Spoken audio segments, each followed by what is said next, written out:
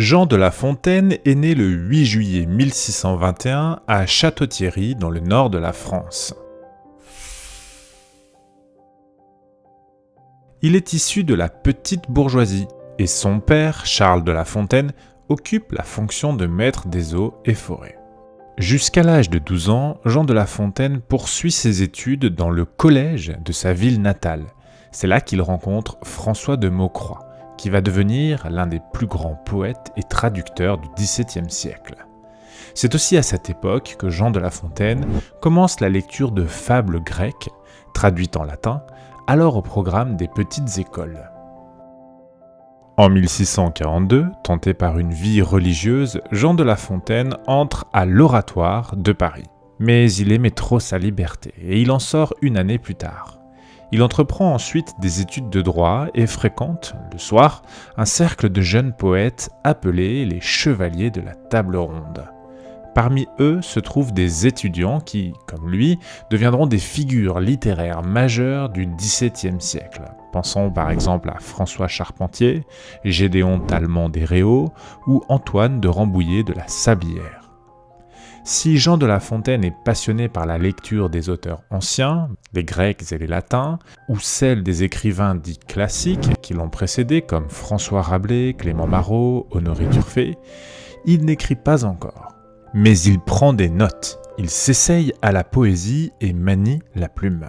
Son talent est en gestation.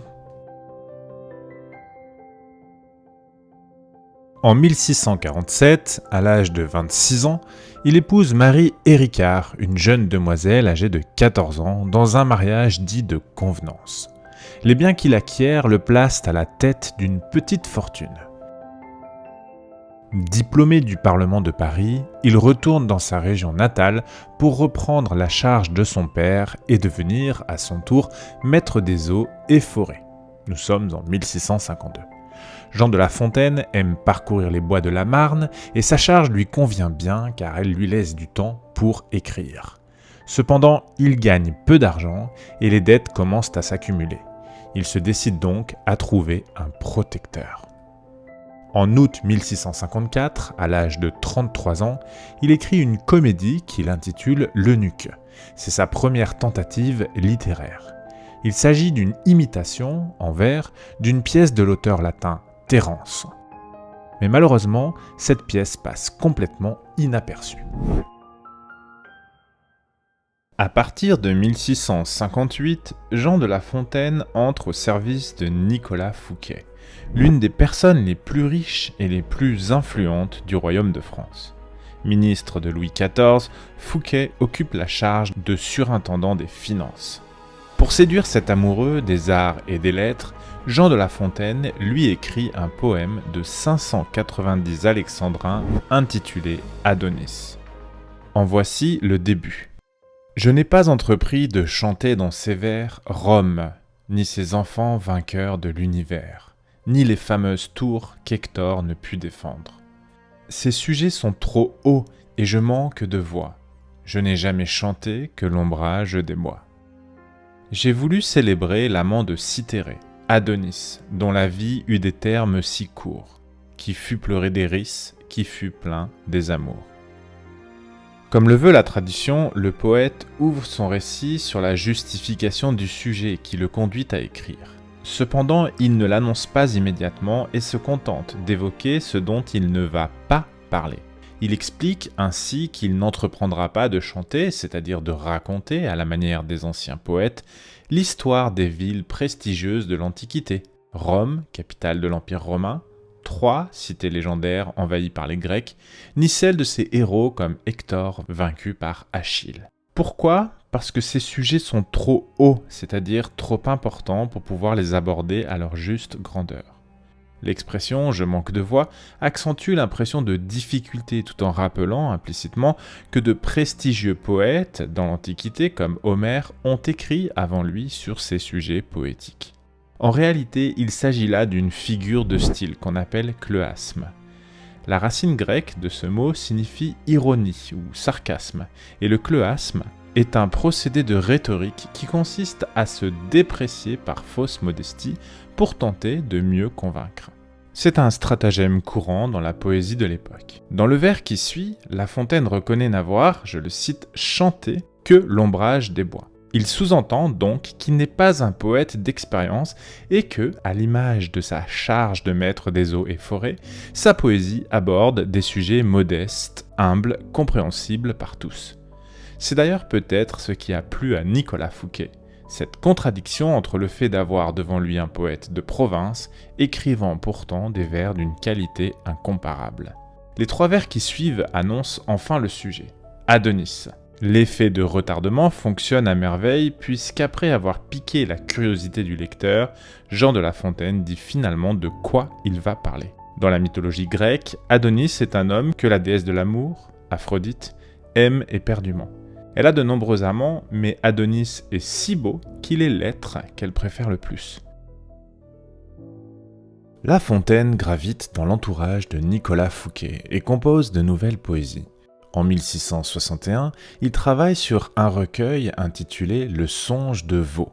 Il y célèbre le magnifique château de Vaux-le-Vicomte et ses alentours.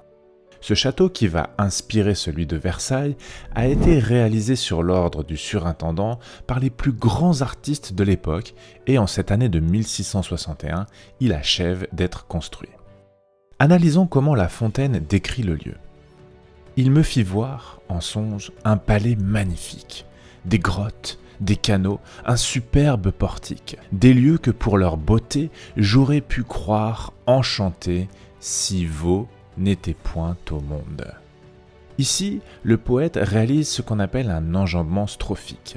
C'est un procédé stylistique qui permet de rejeter un vers à la strophe suivante, le tout dans une même unité de sens. La compréhension de la première strophe est donc complétée par le sens que le premier vers de la deuxième strophe, c'est-à-dire si Vaux n'était point au monde, ajoute. L'unité métrique traditionnelle, une strophe, une unité de sens, se trouve ainsi bouleversée et la lecture de l'ensemble change le sens auquel on s'attendait initialement. Dans la première strophe, le pronom personnel, il, désigne Morphée. Morphée, c'est le dieu du rêve et du sommeil dans la mythologie grecque. Ensuite, il est question d'un palais magnifique, qui apparaît en songe au poète. L'énumération, qui se poursuit avec les termes grotte, canot, superbe portique, vient soutenir le sens de l'adjectif magnifique, en lui apportant des preuves tangibles. Le palais possède tous les attributs nécessaires à le rendre magnifique. À cela s'ajoute une dimension quasiment surnaturelle puisque les beautés du lieu, remarquez ici l'importance du pluriel, sont présentées comme enchantées. L'adjectif confère un caractère merveilleux, voire féerique, et place le palais au-dessus de ce que l'imagination peut représenter. Pourtant, l'enjambement vient superposer un sens nouveau, à savoir que Vaux, c'est-à-dire le château de Vaux-le-Vicomte, est supérieur à la première description qui combinait déjà le rêve à la magie. L'enjambement strophique a également pour effet d'isoler physiquement le vers le plus important, si Vaux n'était point au monde. Un glissement s'opère donc entre d'un côté le songe, représentant un palais magnifique, et la réalité du château de Vaux, plus magnifique encore. Autrement dit, même dans les songes les plus extravagants, les plus fous, il n'y a pas de palais plus beau que celui de Vaux. La réalité dépasse donc la rêverie. C'est un paradoxe car en général dans notre vie, c'est plutôt le rêve qui permet de dépasser la réalité. La construction syntaxique surprend donc le lecteur tout en conférant à Vaux le Vicomte une dimension inatteignable.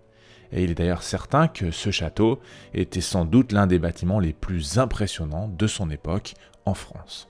Cependant, Jean de La Fontaine ne terminera jamais ce texte, puisque Nicolas Fouquet, en partie à cause de son château extravagant, va provoquer la colère du roi et sa propre chute. En effet, le 17 août 1661, le ministre de Louis XIV organise une fête somptueuse. Jean de La Fontaine est un témoin de premier plan, puisqu'il a d'ailleurs écrit un magnifique texte à propos de cette soirée mémorable.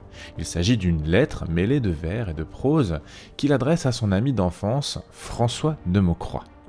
Elle date du 22 août 1661 et décrit avec fascination les promenades dans les jardins et le long des canaux, le somptueux banquet, la comédie-ballet en 3 actes, spécialement composée pour l'occasion par Molière et Lully, et le feu d'artifice inoubliable en fin de soirée. En voici un extrait. Relation d'une fête donnée à Vaux. Je vais te raconter donc ce qui s'est passé à Vaux le 17 de ce mois. Le roi, la reine-mère, quantité de princes et de seigneurs s'y trouvèrent. Il y eut un souper magnifique, une excellente comédie, un ballet fort divertissant et un feu qui ne devait rien à celui qu'on fit pour l'entrée. Tous les sens furent enchantés, et le régal eut des beautés, dignes du lieu, dignes du maître et dignes de leur majesté, si quelque chose pouvait l'être. On commença par la promenade. Toute la cour regarda les eaux avec grand plaisir. Jamais Vaux ne sera plus beau qu'il ne le fut cette soirée-là. Il y eut de grandes discussions entre la cascade, la gerbe d'eau, la fontaine de la Couronne. Après la promenade, on alla souper. La délicatesse et la rareté des mets furent grandes. Le souper fini, la comédie eut son tour. On avait dressé un théâtre au bas de l'allée des sapins. Au pied de ces sapins et sous la grille d'eau, parmi la fraîcheur agréable des fontaines, des bois, de l'ombre et des zéphyrs, furent préparés les plaisirs que l'on goûta cette soirée. Tout combattit à Vaux pour le plaisir du roi, la musique, les eaux, les lustres, les étoiles. Les décorations furent magnifiques, et cela ne se passa pas sans musique. Tout cela fit place à la comédie. C'est un ouvrage de Molière. Cet écrivain, par sa manière, charme à présent toute la cour. Dès que ce plaisir fut cessé, on courut à celui du feu. Je voudrais bien t'écrire en vers tous les artifices divers de ce feu le plus beau du monde et son combat avec l'onde. On vit partir 1000 fusées qui, par des routes embrasées, se firent toutes dans les airs, un chemin tout rempli d'éclairs. Au bruit de ce feu succéda celui des tambours, car le roi, voulant s'en retourner à Fontainebleau cette nuit même, les mousquetaires étaient commandés. On retourna donc au château, où la collation était préparée. Pendant le chemin, tandis qu'on s'entretenait de ces choses et lorsque l'on ne s'attendait plus à rien, on vit en un moment le ciel obscurci d'une épouvantable nuée de fusées et de serpenteaux. Faut-il dire obscurci ou éclairé ? Cela partait de la lanterne du dôme. Cette lettre, comme on le voit, témoigne de la grandeur de la fête et de l'organisation impressionnante. Cependant, avec cette soirée somptueuse durant laquelle les 600 convives profitent avec enchantement des spectacles qui s'offrent à eux, Nicolas Fouquet attire sur lui la colère du roi. Louis XIV, qui vit à Fontainebleau, est humilié par le faste des jardins, des jets d'eau, des feux d'artifice et des préparations culinaires en tout genre. Il suspecte son ministre de détourner l'argent du royaume et le 5 septembre 1661, il le fait arrêter au château de Nantes par D'Artagnan. Pour Jean de La Fontaine, la chute de son protecteur est terrible, car il n'a plus de mécène. Il écrit alors une ode au roi en 1663 pour tenter de le défendre. Ce texte poétique est une supplique, c'est-à-dire une demande de pardon, qui invoque la clémence de Louis XIV. En voici un extrait.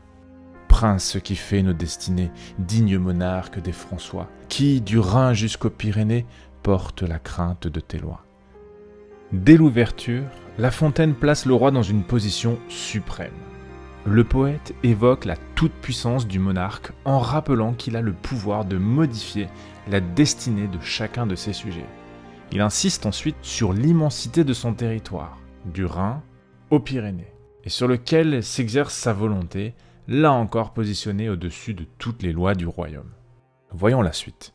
Si le repentir de l'offense sert au coupable de défense, près d'un courage généreux, permet qu'Apollon t'importune, non pour les biens et la fortune, mais pour les jours d'un malheureux.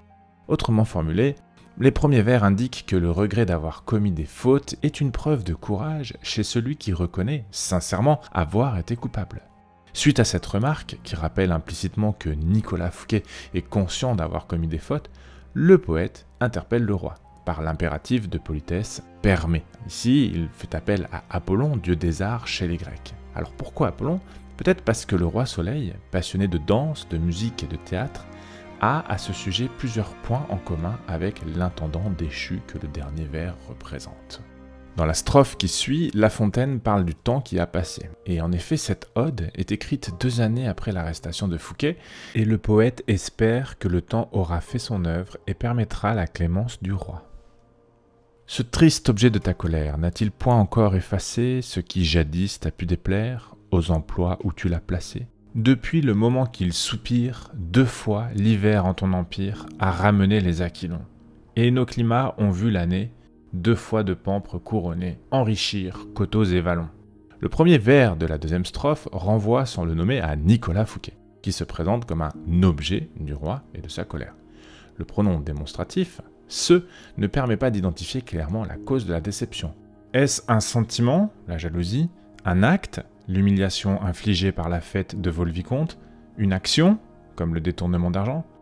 Quoi qu'il en soit, La Fontaine rappelle que l'auteur des faits a été placé en rétention depuis 2 ans. Suivent d'autres strophes dans lesquelles le poète sollicite l'indulgence qui est une particularité des dieux et donc des rois. L'amour est fils de la clémence est fille des dieux, sans elle, toute leur puissance ne serait qu'un titre odieux. Dans la dernière strophe, le poète s'adresse au roi d'une manière directe et sans détour pour le convaincre de redonner à Fouquet un semblant de liberté, lui qui avait placé dans l'estime du roi toutes ses ambitions et ses désirs. Laisse-lui donc pour toute grâce un bien qui ne lui peut durer, après avoir perdu la place que ton cœur lui fit espérer. Accorde-nous les faibles restes de ces jours tristes et funestes, jours qui se passent en soupirs. Sans protecteur, La Fontaine entreprend un voyage en province, à Limoges, au cours de l'été 1663, et il écrit un texte intitulé « Relation d'un voyage de Paris en Limousin ». Le récit se compose de lettres que le poète adresse à sa femme et entremêle la prose avec les vers comme à son habitude. L'année suivante, La Fontaine est anobli car il entre au service de la duchesse d'Orléans, qui est la veuve de Gaston de France, c'est-à-dire le frère du roi Louis XIII. C'est à cette époque qu'il se fait enfin remarquer pour ses contes, drôles, burlesques et indécents, et surtout pour ses célèbres fables. Persistant dans cette forme brève, il publie les Fables choisies et mises en vers en 1668, dans lesquelles il dépeint la société de son temps en recourant à des animaux qui parlent. Les fables sont dédiées au dauphin, Louis de France. Alors, en quoi consistent-elles ? Et qui de mieux que le poète lui-même pour répondre à cette question ? Dans l'épître, c'est-à-dire la lettre d'introduction, qu'il adresse au dauphin alors âgé de 7 ans, voici ce que La Fontaine écrit. « Monseigneur, vous êtes dans un âge où l'amusement et les jeux sont permis aux princes, mais devez, en même temps, consacrer vos pensées à des réflexions sérieuses. Tout cela se rencontre dans les fables, que nous devons à Ésope. L'apparence en est puérile, je le confesse, mais ces puérilités servent d'enveloppe à des vérités importantes. » Un peu plus loin dans la préface, voici ce qu'il ajoute. « Nous voyons que la vérité a parlé aux hommes par parabole, et la parabole est-elle autre chose que l'apologue, c'est-à-dire un exemple fabuleux qui s'insinue avec d'autant plus de facilité et d'effet qu'il est plus commun et plus familier ? Les fables ne sont pas seulement morales, elles donnent encore d'autres connaissances. Les propriétés des animaux et leurs divers caractères y sont exprimés comme les nôtres aussi, puisque nous sommes l'abrégé de ce qu'il y a de bon et de mauvais dans les créatures irraisonnables. Ainsi, ces fables sont un tableau où chacun de nous se trouve dépeint. Comme les enfants nouvellement venus au monde, il faut leur apprendre ce que c'est qu'un lion, un renard, et pourquoi l'on compare quelquefois un homme à ce renard ou à ce lion. C'est à quoi répondent les fables. Plus loin, il explique la structure même des fables. L'apologue est composé de 2 parties dont on peut appeler l'une le corps, l'autre l'âme. Le corps est la fable, l'âme la moralité. Cette règle est moins de nécessité que de bienséance. S'il m'est arrivé de ne pas la respecter, ce n'a été que dans les endroits où cette règle ne pouvait s'appliquer avec grâce. Le succès des fables est gigantesque. L'édition originale en un volume est suivie de nouvelles rééditions, comme celle de 1669 que vous pouvez consulter en ligne. Le premier recueil va connaître au moins 40 réimpressions du vivant de l'auteur, et le genre de la fable devient à la mode dans les années qui suivent. En 1669, La Fontaine publie un roman, Les Amours de Psyché et de Cupidon, qui ne connaît guère de succès. En 1673, Marguerite de la Sablière devient sa nouvelle protectrice et l'année suivante, il écrit un opéra en collaboration avec Lully, mais le projet avorte. En 1678 et 1679, il publie un second recueil de fables choisies et mises en vers. C'est, en définitive, le genre dans lequel il excelle. Vers la fin de sa vie, alors qu'il est âgé de 60 ans, La Fontaine est reçu à l'Académie française, après une élection très mouvementée. En 1687, la querelle des anciens et des modernes fait débat et divise l'Académie française. Évidemment, La Fontaine se range du côté des anciens. À la fin de l'année 1692, le fabuliste est atteint de tuberculose. Le 12 février 1693, en présence de nombreux académiciens et amis, il se convertit, condamne les contes jugés immoraux qu'il a publiés et promet de ne composer que des écrits pieux. Il meurt le 13 avril 1695.